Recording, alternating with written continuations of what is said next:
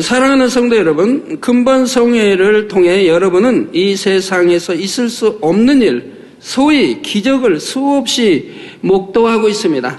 그런데 성경을 보면 치료와 축복에 관한 것만 아니라 전지전능하신 하나님께서 현실적으로는 도무지 불가능한 것을 가능케 하신 일들이 많이 기록되어 있죠.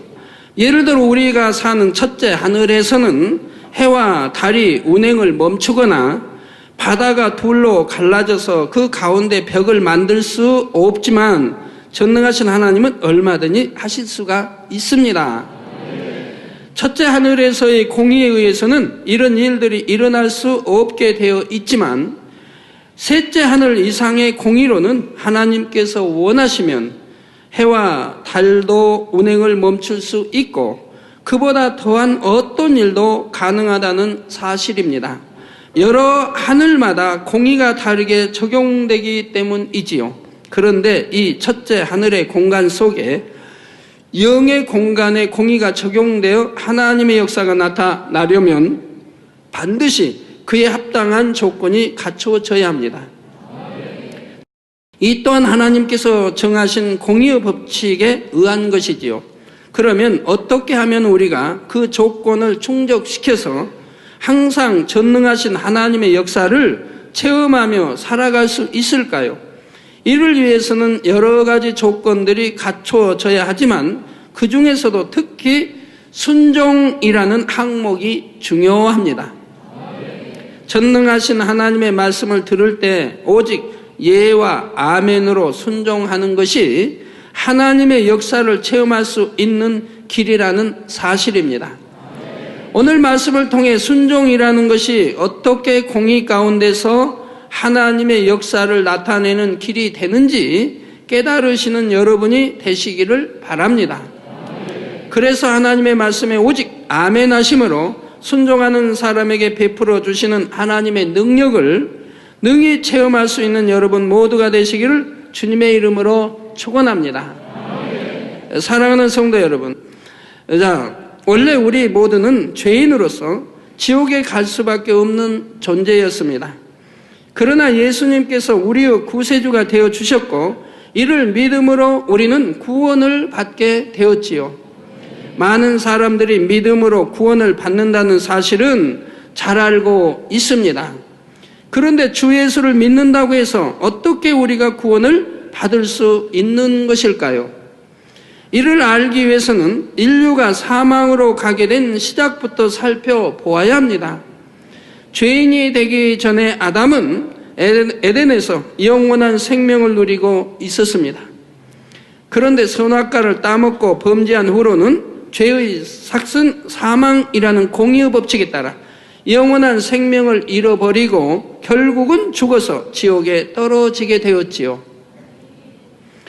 예수님께서는 죄인된 인류를 사망에서 건져내시려고 사람의 몸으로 이 땅에 태어나셨습니다.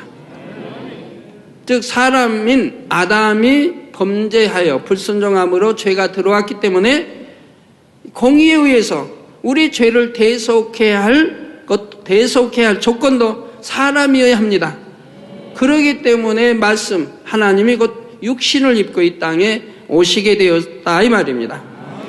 그래서 예수님께서는 죄인된 인류를 사망에서 건져내시려고 사람의 몸으로 이 땅에 태어나셨다 이 말입니다. 그러자 원수마귀 사단은 악한 사람들을 사주해서 예수님을 십자가에 못 박아 죽였습니다. 이건 창세기에 이미 예언된 것이어서 원수마귀 사단은 누가 이스라엘 왕으로 올까 구세주로 올까 호시탐탐 노렸습니다. 그래서 하나님의 역사를 나타내면 잡아 죽이려고 했고요. 저가 혹시 구세주 아닌가 하고 그러다가 바로 이제 동방 박사들에 의해 아기 예수가 태어났다는 소식을 듣고 헤로드 임금을 통해서 또 사내 아이들 2살 이하를 또 몽땅 죽이는 걸 볼 수가 있죠. 다 역사적인 사실들입니다. 자, 그래서 예수님을 십자가에 못 박아 죽였습니다. 원수마귀 사단은 구세주가 되기 위해 오신 예수님을 없애버리기만 하면 죄인된 인류를 자기가 영원히 주관하다가 결국 지옥으로 끌고 갈 수 있을 줄 알았던 것이지요. 그런데 사실은 이로 인해 오히려 원수 마귀는 인류에 대한 모든 권세를 잃고 말았습니다. 오히려 얻은 게 아니라 잃고 말았다 이 말입니다. 공의의 법칙에 의하면 죄의 삭은 사망이라 했으니 죄가 없으신 예수님은 사망을 당할 이유가 없었습니다. 원죄도 없고 자범죄도 없습니다. 그러니까 사망을 당할 이유가 없다 이 말입니다. 그런데도 원수 마귀는 예수님을 죽였기 때문에 원수 마귀가 공의의 법칙을 어긴 것이지요. 결국 예수님은 사망 권세를 깨뜨리고 다시 살아나셨고, 죄인들을 대신해서 죽으신 예수님을 믿는 사람은 누구나 구원받고 영생을 얻게 되었습니다. 죄의 삭은 사망이란 영계의 법칙에 의해서 처음에는 아담과 그 후손이 사망으로 갔으나 결국에는 그 법칙에 의해 아담과 그 후손이 사망에서 구원받을 길이 열린 것이지요. 이것이 곧 만세전에 감춰진 하나님의 비밀인 것입니다. 고린도전서에 나온 대로 만세전에 감춰진 하나님의 비밀이었다 이 말입니다. 자, 그런데 이처럼 구원의 길이 열리기까지는 바로 공의의 법칙에 맞게 그 길을 열어주신 예수님의 철저한 순종이 있었다는 사실입니다. 인간 경작을 위해 삼위 하나님으로 분리되신 때부터 성자 예수님은 오직 아버지의 뜻에 순종만 있었습니다.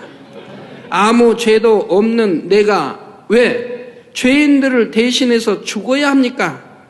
이런 생각조차 하지 않으셨지요. 오직 아버지 하나님께서 계획하신 섭리에 따라 때가 되어 이 땅에 사람으로 태어나셨고, 태어나서부터 30년간을 구세주가 되기 위해 준비해 오셨습니다. 그리고 약 3년 동안 하나님의 아들로서 사역하시다가 마침내 악한 사람들에게 잡히시고 십자가에 못 박혀 돌아가셨지요. 즉 우리 십자가에도 하나님의 섭리하신 이 뜻을 이루기에 아버지가 허락하시니 잡히셨습니다. 허락하시지 않으면 잡힐 수가 없는 겁니다. 자, 이 모든 과정에서 예수님은 철저하게 하나님의 뜻대로 첫째 하늘의 공의에 합당하게 살아가셨습니다. 창조주와 하나이신 주님께서 피조물인 사람과 동일한 몸을 입으시고 사람처럼 배고픔이나 피곤함, 고통과 슬픔과 외로움을 다 느끼셔야 했지요. 예를 들어 만물의 주인이 되시면서 마귀가 돌들로 떡을 만들어보라 미혹할 때 그 미혹에 넘어가지 않으셨습니다. 하나님의 섭리 가운데 필요한 순간에만 물로 포도주를 만드시고 오병이어의 기적을 일으키시는 등 하나님의 아들로서 권능을 보여주셨던 것이지요. 전능하신 하나님과 근본 하나이시면서도 첫째 하늘의 공의에 따라 40일 금식도 하셨고 쉬지 않고 기도하시되 힘쓰고 애써 부르짖으셨습니다. 핍박하는 자들이나 십자가에 못 박는 자들에 대해서도 원하신다면 얼마든지 그들을 소멸해 버리실 수 있지만 그저 핍박을 받으시며 잠잠히 십자가에 달리셨지요. 처참한 고통 가운데 물과 피를 쏟으시며 육을 입은 사람으로서 겪게 되는 모든 고통을 그대로 체험하신 것입니다.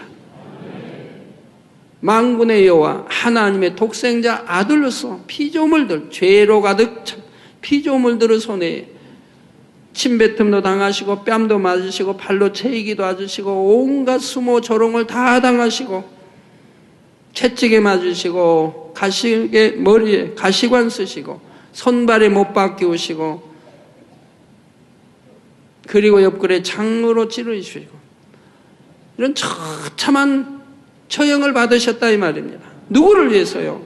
죄인들을 위해, 우리를 위해서.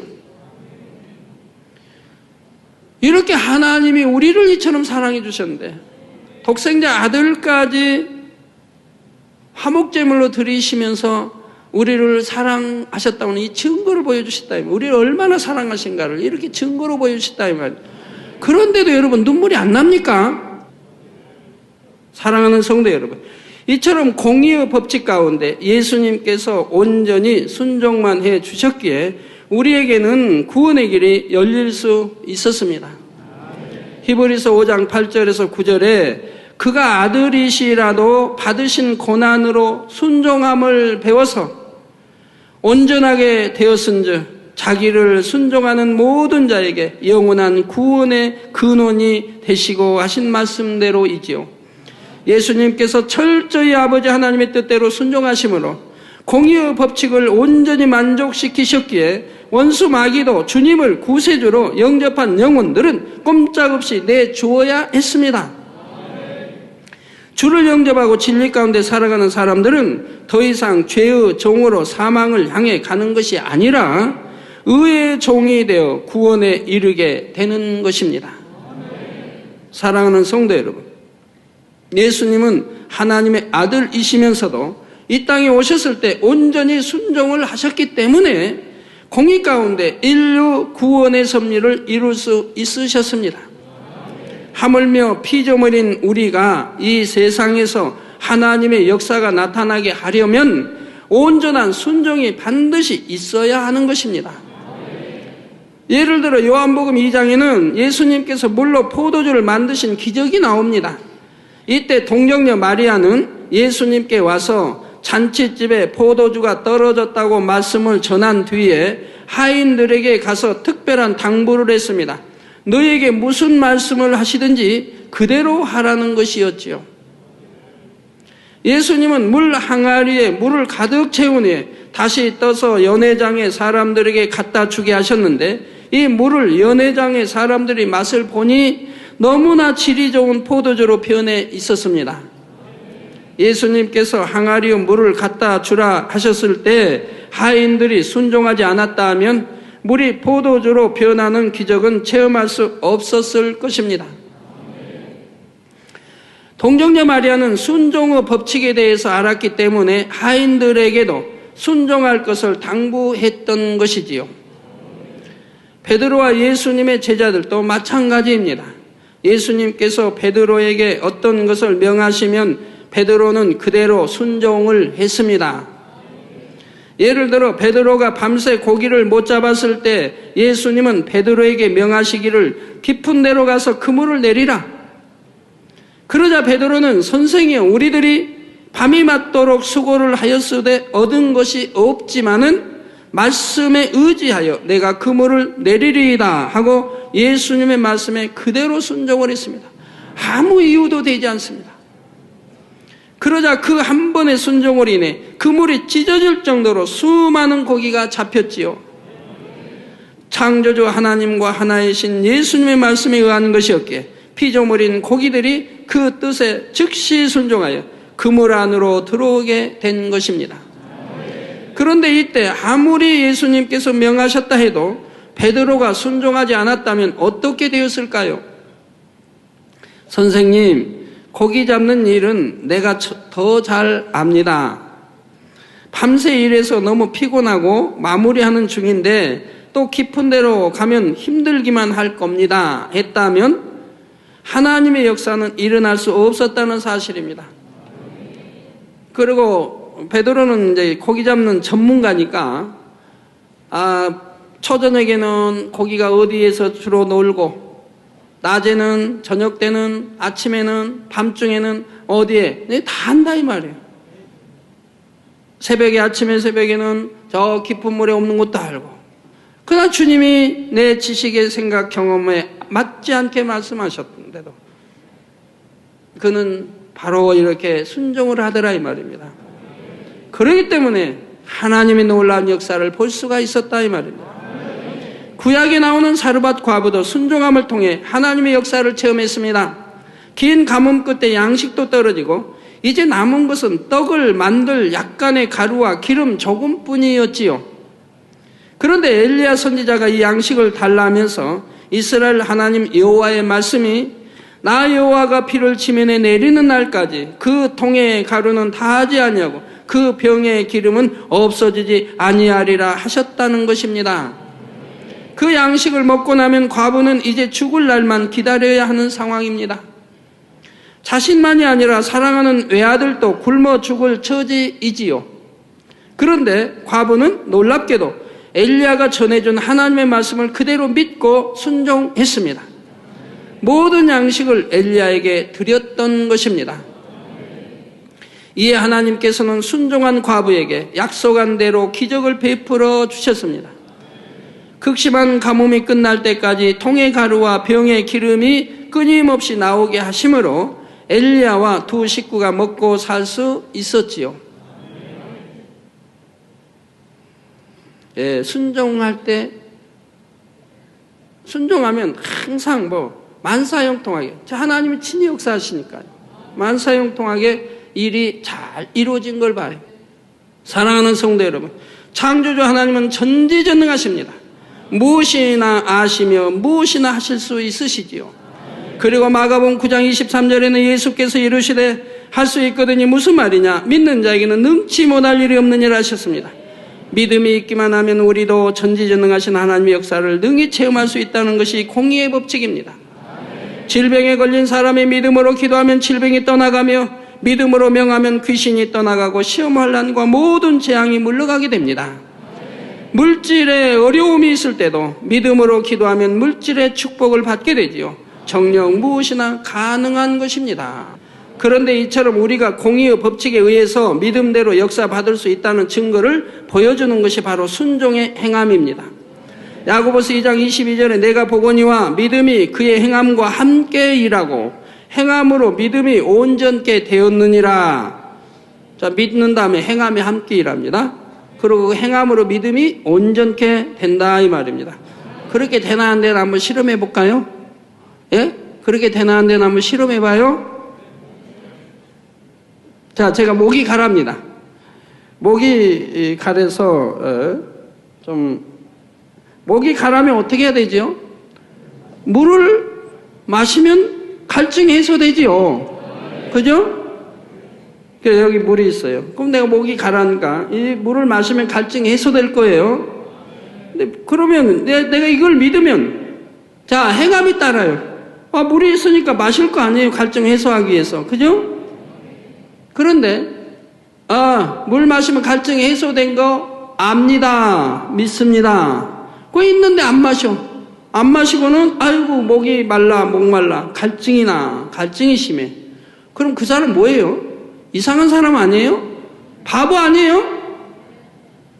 바보니까 갈증 난 다음에 물을 두고도 안 마시죠. 그리고 아이고 목타 갈증 나 더워. 그 말이 되는 겁니까? 분명히 물이 있는데 그럼 그 사람 분명히 이상한 사람 아니에요? 정신이 오락가락 하는 사람 아니겠어요?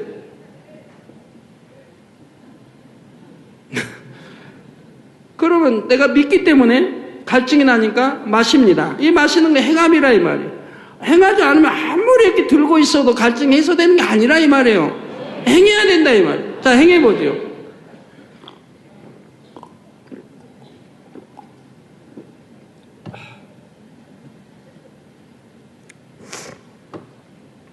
참 맛있네요. 죄송합니다. 저만 마셔서. 목이 한결 부드럽죠. 네? 한결 부드럽고 좋네요. 자, 이렇게 믿음은 그의 행함과 함께 일하고 행함으로 믿음이 믿었더니 물 마시면 갈증이 해소된다 믿었던 믿음이 온전히 되었다 이 말입니다. 그러니까 말로만 믿습니다. 100번 해도 안 되는 거예요. 믿습니다. 행함이 따르는 거예요. 순종이 따르고요. 그럴 때 역사가 일어나는 거예요. 이어지는 26절에는 영혼 없는 몸이 죽은 것 같이 행함이 없는 믿음은 죽은 것이니라. 우리 몸에서 영혼이 떠나면 시체라고 말합니다. 죽었다. 그와 같이 영혼 없는 몸이 죽은 것 같이 행함이 없는 믿음은 죽은 믿음이라. 그 죽은 믿음 가지고 응답을 받을 수 있습니까? 없지요. 예를 들어 엘리야가 사르밧 과부에게 마지막 양식을 내게 가져오라 할 때 당신이 하나님의 사람인 것을 믿습니다.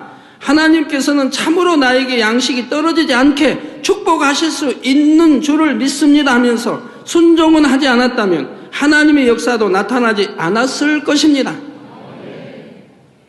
믿음의 증거가 없기 때문입니다. 그러나 과부는 엘리야의 말을 믿었기 때문에 그 증거로 엘리야의 말에 순종하여 생명과 같이 귀한 양식을 내놓을 수 있었습니다. 이 순종의 행함이 믿음의 증거가 되어서 믿는 자에게는 능치 못할 일이 없다는 공의의 법칙대로 전능하신 하나님의 역사가 나타난 것이지요.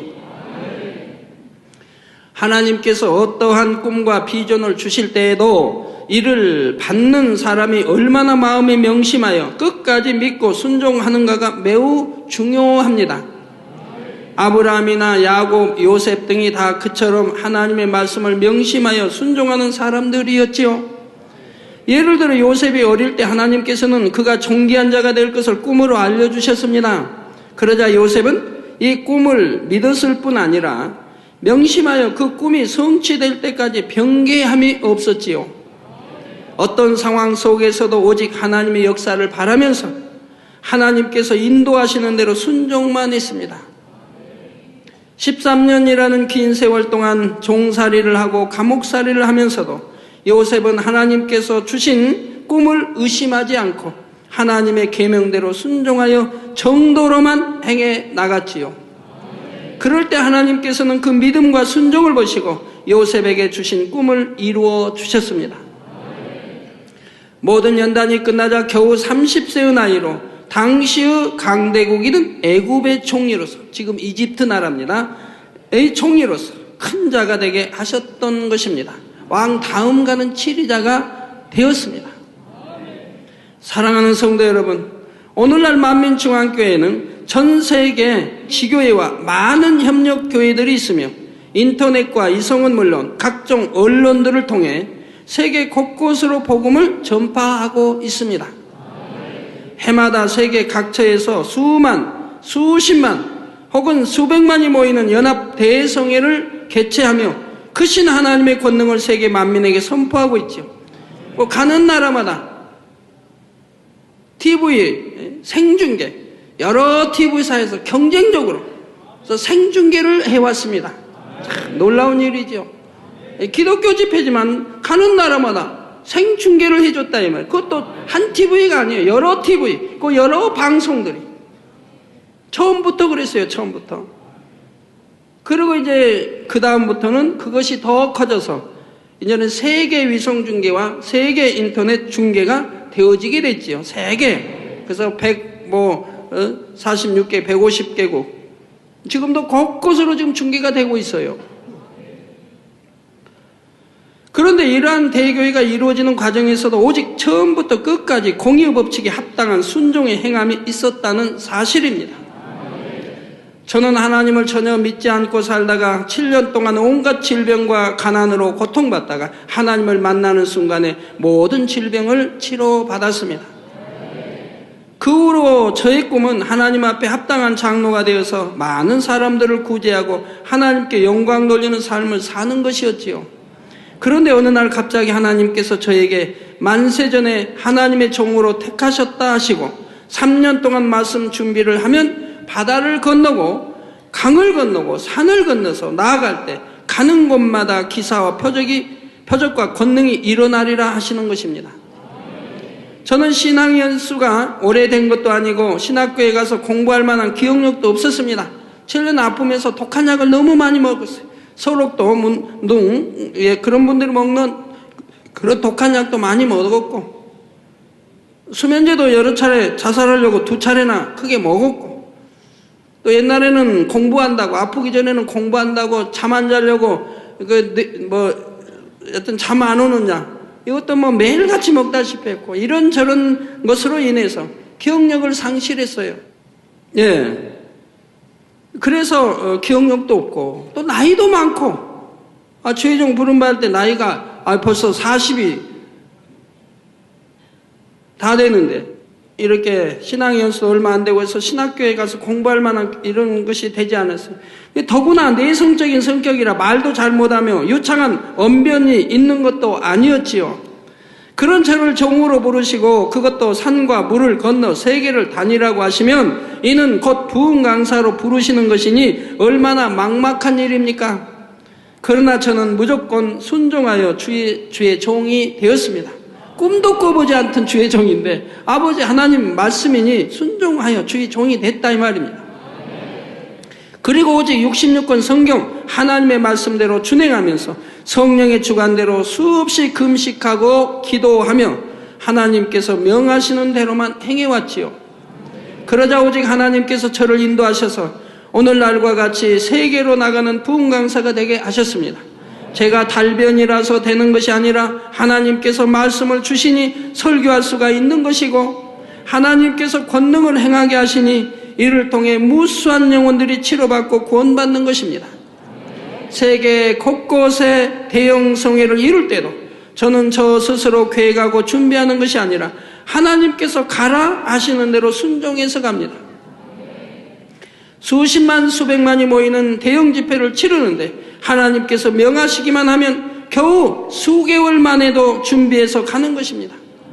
뭐 몇 년 준비하는 것도 아니고 아버지 가라 하시면 그냥 수개월 동안 준비해서 가는 거예요. 재정이 넉넉해서 선교하는 것도 아니고 준비된 재정이 전혀 없는 상태에서도 하나님께 구하면 매번 기적같이 채워주셨습니다. 하나님께서 가라 하시는 곳 중에는 사람의 생각으로는 도무지 갈 수 없는 곳들도 있었지요. 예를 들어 2002년 인도 성회를 개최했을 때 성회가 열리기로 예정된 지역의 주 정부에서는 새로운 법 규정이 하나 통과되었습니다. 그 규정의 내용은 그 주 안에서는 개종하도록 선동하거나 선전하지 말라는 것으로 만약 이 규정을 어기면 최고 5년형, 최고 10만 루피의 벌금형을 받는다는 것입니다. 이는 현지 노동자가 2000일 동안 벌어야 하는 액수이지요.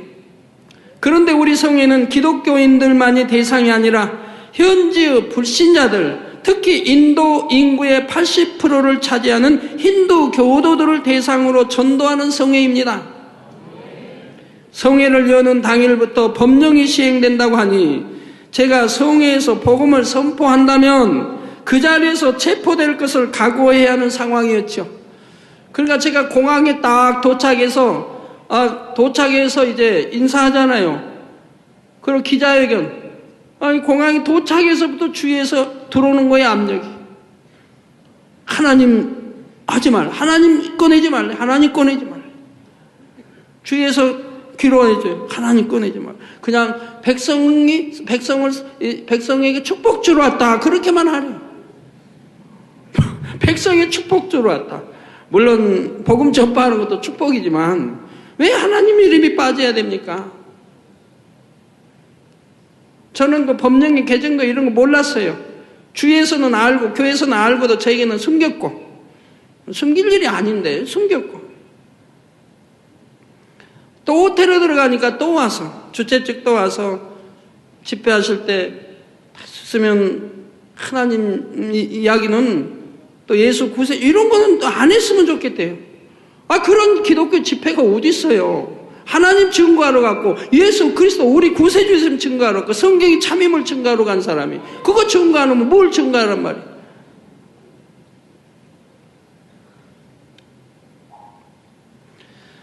저의 성회를 감시하고자 경찰들이 참관할 것이며 설교를 녹음할 것이라는 소식도 들려왔고요. 계속적으로 들려오는 위협적인 소식에 현지 목회자들과 성회를 준비하는 일꾼들은 심히 긴장된 상황이었습니다.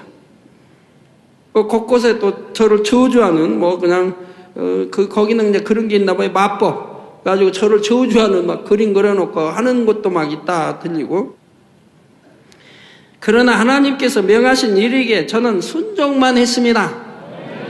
저는 결박과 환난을 당한다 해도 상관하지 않고 담대히 창조주 하나님과 예수 그리스도를 선포했지요. 더 강하게 선포했습니다. 더 강하게 담대하게. 그러자 하나님께서는 놀라운 역사들을 연이어 나타내 주셨습니다. 먼저 제가 설교 중에 말씀을 듣는 중이라도 믿음이 오면 일어나 걸으십시오 하고 선포하는 즉시로 소년이 일어나 걷기 시작했고요. 이 소년은 수술을 통해 골반뼈와 고관절을 잘라내고 뼈가 없는 부위에는 금속판을 넣어 볼트로 죄어서 대퇴골과 골반을 연결한 상태였습니다. 이렇게 수술을 하고도 계속 통증이 있는 것은 물론 목발을 짚지 않으면 한 걸음도 걸을 수가 없었지요. 그런데 바로 일어나 걸으라는 말을 했을 때 즉시 목발을 버리고 걸을 수 있게 되었던 것입니다. 이 감격적인 역사를 기점으로 하여 첫날부터 크신 권능들이 무수히 나타났으며 이런 소문이 퍼지자 사람들이 몰려오기 시작했고 또 TV를 통해서 여러 TV, 4개의 TV가 중계하는데 TV를 통해서 치료받는 장면들을 보니 몰려올 수밖에 없지 않습니까? 그래서 연인원 300만 명 이상의 인파가 모여들었는데 놀랍게도 그 중에는 60% 정도가 힌두교도들, 곧 이마에 힌두교도의 표시를 붙인 사람들이었지요. 힌두교 표시 빨갛게 붙이잖아요. 선포되는 말씀을 듣고 권능의 역사들을 볼 때 그들은 자신들의 이마에 붙이고 있던 힌두교도의 표시를 떼어내버렸습니다. 그 자리에서 개종을 하겠다는 의사표현이었던 것입니다. 그러면서 움츠렸던 기독교 지도자들이 힘을 내어 성명서와 대대적인 시위들을 통해 강제 개종 금지 법령에 대항하기 시작하였고 이를 통해 현재 기독교계가 하나 되는 결과를 가져왔습니다.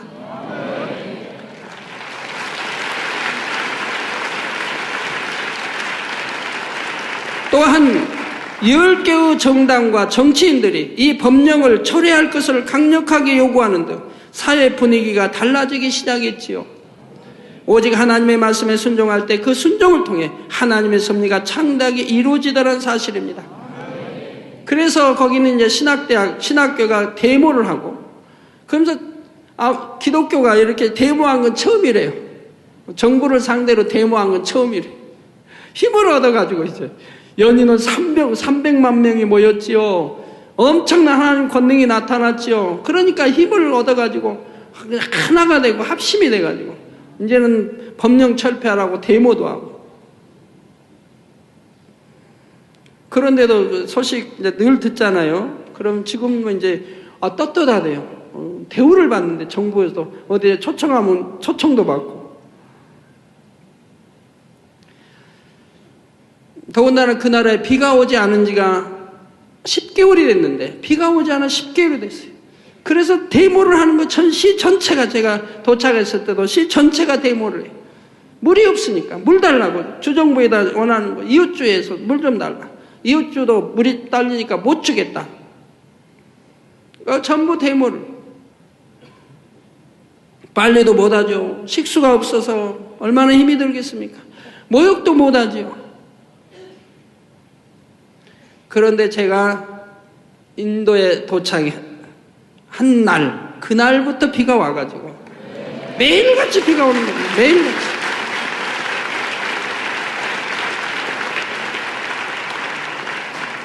낮에 비 쏟아붓고 밤에도 집회할 때 한 번 왔어요. 이분들이 근 10개월간을 비를 기다렸는데 비가 오니까 요지부동. 오히려 비를 좋아하는 거예요. 비를 그냥 비 오는 걸 좋아. 비를 맞고도 좋아.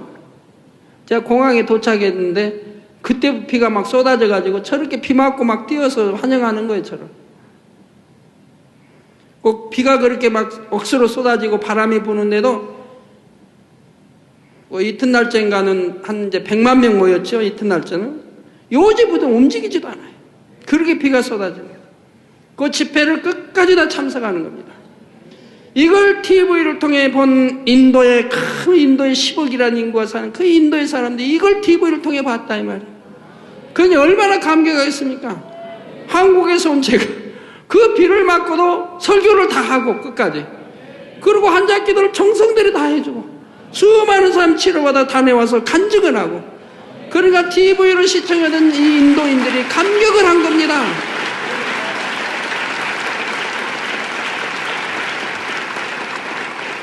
그래가지고 그 다음날 셋째 날 집회는 어찌 됐겠습니까? 보이는 건 사람밖에 안 보여요. 어디를 봐도 사람. 오직하면 비행기로 촬영으로 해서 공중에서 비행기 촬영도 실패를 했어요. 너무 사람이 많이 모여서 위험하다. 그래가지고 비행기도 촬영을 중단했어요. 그렇게 인산인해 사람이 모였습니다. 하나님의 역사죠. 그 밖에도 해외 설교를 가는 곳마다 여러 가지 장애와 역경이 있었지만 저는 오직 순종하여 갔습니다. 그런다고 지금까지 어떠한 사고 한 번도 만난 적이 없어요. 불상사 한 번도 생긴 일이 없어요. 사람 저렇게 많이 모여도 사람 한 번 다쳐본 일이 없어요. 철저하게 하나님이 지켜주시는 겁니다. 그럴 때마다 전능하신 하나님께서 친히 역사하사 하나님의 나라를 이루어 가셨던 것이지요.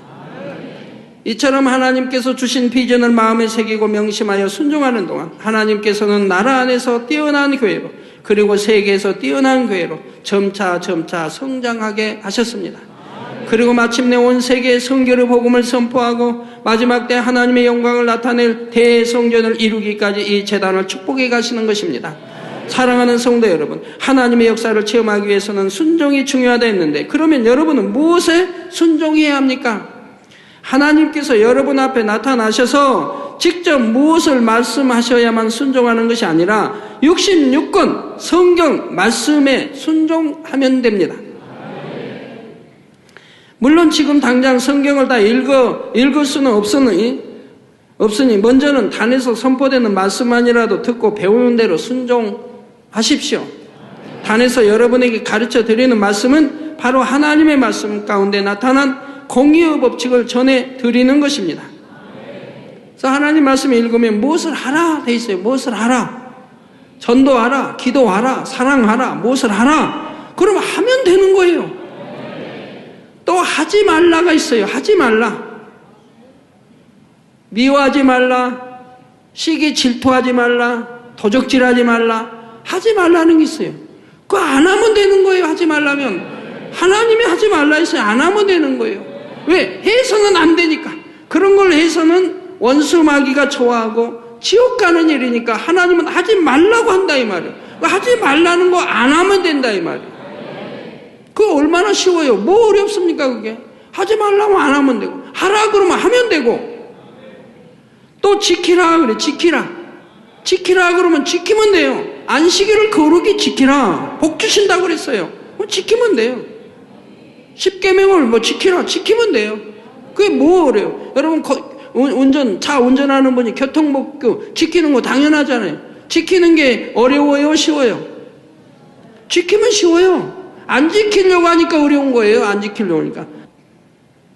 그러니까 경찰이 무섭고 법을 안 지키려고 하니까 무서운 거예요. 법만 지켜 해봐요. 그럼 무서울 거 하나도 없어요. 법이 얼마나 좋은 건데 내가 법을 지킬 때 그 법이 나를 위해 있는 거라 이 말이에요. 나를 위해 있는 거라 이 말이에요. 안 지키니까 무섭지. 하나님 말씀도 뭘 하라 그러면 하면 되고 하지 말라면 안 하면 되고 지키라면 지키면 되고 버리라 그러면 버리면 되는 거예요. 버려야 하기 때문에 버리라는 거예요. 여러분 자녀들이 어린아이 1살 2살 어린아이가 칼을 가지고 있으면 되겠습니까? 그런 건 뭐 가지고 있지만 버리라고 하는 거죠. 놓으라는 거죠. 놓으라 버리라. 가지고 있으면 잘못하면 상할 수 있잖아요. 하나님도 우리가 가지고 있으면 안 되니까 버리라는 거예요. 그래야 영생 천국 가니까. 하나님 사랑받고. 예를 들어 악은 모양이라도 버리라. 그건 버리면 될 거 아니에요. 악 버리는 거 얼마나 쉽고 좋습니까? 부부싸움 하다가 그냥 주먹 오고 가고 하는 거. 그거 참 안 좋은 일 아니에요? 악은 모양을 버렸더라면 그런 일이 없는데. 결혼하고 이혼하는 거. 악은 모양이라고 버렸더라면 이혼할 일 없는데. 사랑해서 약혼했고, 연애했고, 사랑해서 약혼했고, 사랑해서 결혼했는데, 끝까지 사랑해야죠. 끝까지. 왜 자식 낳고 이혼해요? 왜? 자식 불행하고. 오늘날 우리 뉴스 보면 우리나라도 자식들 얼마나 불쌍한지. 키울 부모가 없어요. 아버지도 안 키우고, 어머니도 안 키우고. 자식 학대하고, 또 뭐 학대죄, 또 자식 뭐 방종죄인가 뭐 또 있대요? 방임죄인지. 자식 그냥 방임해가지고 그냥 잘못된 거. 자식 낳아놓고 고아원 보내고.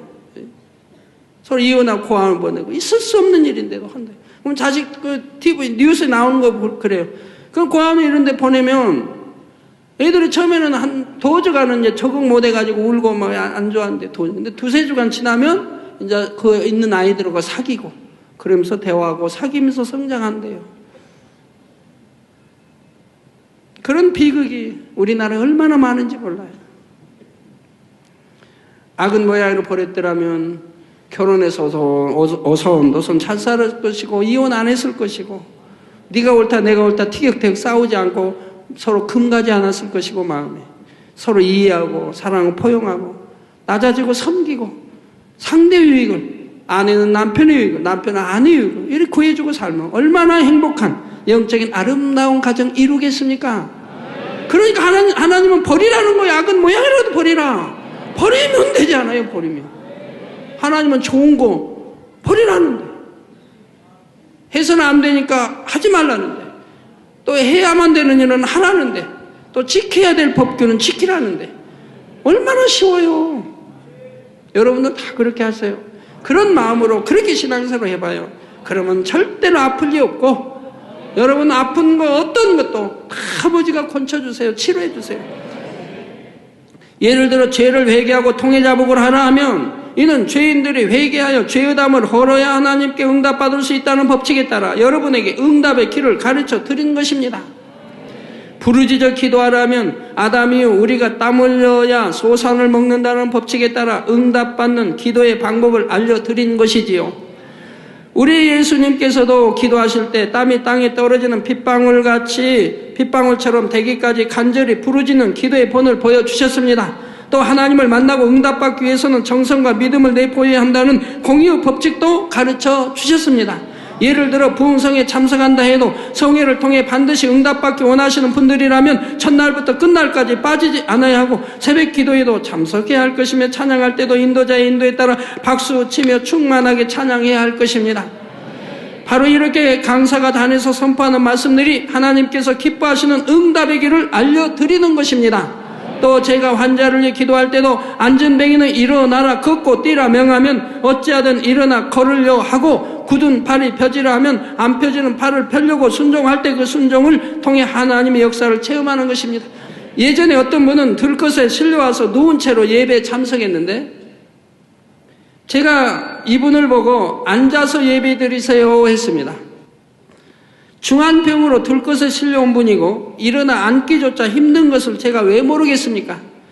그러나 저는 성령의 주관에 따라 말한 것이고 그분은 하나님의 종을 신뢰함으로 순종했습니다. 스스로 일어나 앉지 못함으로 가족들이 등띠를 받쳐서 그 부인 되신 분이 등띠를 받쳐서 비스듬히 앉은 채 예배를 드린 것입니다. 그러자 이분의 순종함을 보신 하나님께서는 즉시 치료 역사를 베풀어 주셨던 것입니다. 그래서 바로 그 바로 예배가 끝나고 나니까 자기 몸의 통증이 다 사라졌다는 거. 즉 암말기입니다. 암말기. 통증이 다 사라져버린 거예요. 그거 치료된 거예요. 그리고 중풍이라 걷지 못해 들것에 들려왔어요. 바로 수요일날, 다음날 금요일날, 그 다음날 목요일날, 그 다음 금요일날 이틀 후에 금요철야 때 하나님이 또 중풍도 고쳐주셔서 바로 걸었습니다. 뛰고 걸었습니다. 순종할 때 하나님이 역사해 주시는 거예요. 순종할 때. 만약에 아이고 나는 암 3기 말기다 너무 고통스럽고 중풍으로 꼼짝도 못 하니까 아이고 그때 나 전도사 때인데 전도사님 좀 이해해 주세요. 가족이든 누구라도 그런 말 했더라면 그는 치료받지 못했지요. 아멘 하고 순종하니까 하나님이 그 순종을 보시고 바로 치료해 주셨다 이 말입니다. 사르밧 과부가 하나님의 종 엘리야를 신뢰하며 그 이부 말에 순종하였던 것처럼 하나님의 권능을 행하는 종이 말하는 것을 신뢰하여 순종하는 자체가 응답의 길이 되었던 것입니다. 자신의 믿음으로는 할 수 없지만 권능을 행하는 하나님의 사람을 믿고 순종하면 그 순종을 통해 하나님의 역사를 체험할 수 있는 것입니다. 다음으로 여러분이 응답받기 위해서는 말씀을 듣고 기도하는 가운데 마음에 성령의 주관이 오면 즉시 순종해야 합니다. 여러분 안에 계신 성령님이 공의의 법칙에 따라 응답받고 축복받는 길로 인도하시기 때문입니다. 예를 들어 예배 중에 오늘은 예배가 끝나고 남아서 기도를 하라는 주관을 받으면 순종하면 됩니다. 그럴 때 회개하지 못했던 분이 통해자복하게 된다거나 성령이 임하거나 방언 은사를 받는데 어떤 은혜를 입게 하시는 경우가 있는 것이고, 또 기도를 통해서 어떤 응답의 축복이 오는 것이고요. 치료 역사도 있는 것이고요. 혹은 하나님께 감사해서나 어떤 일에 응답받기 위해 하나님을 기쁘시게 할 예물을 주관받는 경우도 있습니다. 얼마를 예물로 드려야 하겠다 이런 주관이 올 때 때로는 그 액수가 생각과는 맞지 않는 경우가 있지요. 그러나 이럴 때도 성령의 주관으로 마음에 온 것이라면 생각을 동원하지 않고 드릴 때 하나님의 역사를 체험할 수가 있습니다. 저는 초신자 때나 하루 벌어 하루 먹던 시절에도 건축이든 감사든 주관이 오면 오는 대로 드리고, 당장 수정이 없으면 작정을 해서라도 드렸습니다. 그리고 작정한 것은 정한 날짜까지 어떻게든 구해서 약속을 지켜 드렸지요. 그렇게 순종해 나갈 때 하나님께서는 반드시 예비하신 축복으로 갚아주셨습니다. 그렇게 순종하고 약속을 지킬 때 하나님과 나 사이에 신뢰관계가 이루어지는 거예요. 신뢰. 내가 하나님을 믿는 것은 100% 신뢰하지만 하나님께서도 나를 100% 신뢰하는 건 아니잖아요. 내가 하나님과 그런 약속들 잘 지키고 순종하고 할 때 하나님이 나를 신뢰관계, 처음에는 10에서 20, 30, 40, 60, 70, 80, 90, 나중엔 100% 이런 신뢰관계 이루어진다. 그럴 때는 무엇이나 원하는 대로 하나님 앞에 구하면 하나님은 다 주신다 이 말입니다. 신뢰관계가 이루어졌으니까, 하나님 아버지와 나와 신뢰관계가 구축이 됐으니까 그때는 무엇이나 구하는 대로 주신다 이 말입니다. 제가 구해서 응답 못 받는 거 있습니까? 저는 무엇이나 구하는 대로 응답 받아요. 일일이 여러분들 말씀드리지 않은 것 많지만은 기도하면 기도하는 대로, 구하는 대로 그냥 응답 받아요. 크든 적든 상관없어요. 여러분도 범사에 성령의 역사에 순종할 때 하나님께서는 그 순종을 보시고 여러분에게 응답과 축복의 문을 열어주신다는 사실이고요. 어떤 기도의 제목을 가졌다 해도 믿음으로 순종만 하면 전능하신 하나님께서 친히 이루어 주신다는 사실을 반드시 기억하시기 바랍니다. 결론을 말씀드립니다. 사랑하는 성도 여러분, 오늘은 우리가 공의의 법칙 가운데 하나님의 역사를 체험하려면 순종을 통해 믿음의 행함을 보여야 함을 증거했습니다. 우리가 전에는 하나님, 주님, 성령, 삼일체 하나님도 배웠지 않습니까? 그리고 공의에 대해서 배웠지 않습니까? 오늘은 순종에 대해서 배우고 있는 거예요. 이러한 걸 여러분이 잘 듣고 배우셔서 양식 삼고 그대로 행해보세요. 그러면 하나님은 응답해 주신다 이 말입니다. 고린도후서 1장 19절 20절에 보면 우리 곧 나와 실루아노와 디모데로 말미암아 너희 가운데 전파된 하나님의 아들 예수 그리스도는 예하고 아니라함이 되지 아니하였으니 저에게는 예만 되었느니라. 하나님의 약속은 얼마든지 그리스도 안에서 예가 되니 그런즉 그로 말미암아 우리가 아멘하여 하나님께 영광을 돌리게 되느니라 했습니다. 예수님께서 순종의 본을 보여주신 것처럼 우리가 환경과 조건에 상관없이 순종만 하면 전능하신 하나님의 역사가 우리 앞에 창대하게 펼쳐질 수 있다는 사실입니다. 사랑하는 성도님들은 하나님의 말씀 앞에 오직 예와 아멘으로 순종하심으로 근본 성회를 통해 나타나시는 하나님의 역사를 친히 체험하시기를 바랍니다. 또한 하나님의 능력 안에서 얼마든지 예가 되는 하나님의 약속이 여러분의 삶 가운데서 항상 이루어지시기를 주님의 이름으로 축원합니다.